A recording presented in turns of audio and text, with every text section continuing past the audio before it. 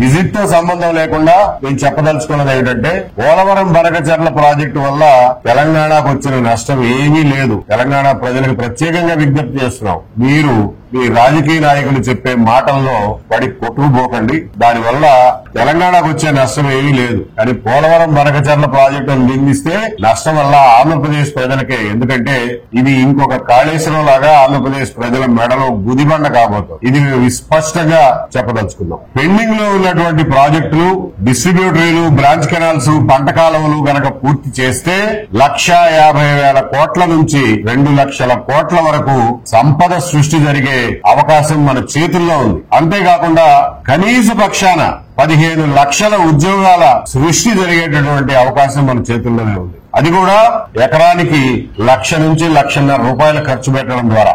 దీన్ని ప్రథమ ప్రాధాన్యంగా తీసుకోకుండా 8,000 కోట్ల పెట్టుబడి, 10,000 ఉద్యోగాలు అని పరిగెత్తడం కంటే కూడా ముందుగా మొట్టమొదటిగా వ్యవసాయక ప్రధానమైనటువంటి ఈ రాష్ట్రాన్ని బాగు చేయాలంటే, ప్రజలకి ఉపాధి కలగాలంటే మొట్టమొదట ఖర్చు పెట్టాల్సింది ఇరిగేషన్ రంగంలో అని చెప్పి మేము చాలా బాధ్యతగా ప్రభుత్వానికి సూచిస్తున్నాం. దీనికి కావలసినటువంటి ఖర్చు కూడా పెద్ద మొత్తంలో ఏమీ లేదు. మా ప్రాథమిక అంచనాల ప్రకారం 15 నుంచి 20,000 కోట్ల రూపాయలు నిధులు సమీకరించి పనులన్నిటినీ సైమల్టేనియస్ గా సమాంతరంగా పరుగులెత్తిస్తే 3-4 సంవత్సరాల్లోనే ఈ ప్రాజెక్టులు అన్ని పూర్తయి ప్రతి ఎకరానికి నీరు వెళ్లేటటువంటి అవకాశం ఉంది.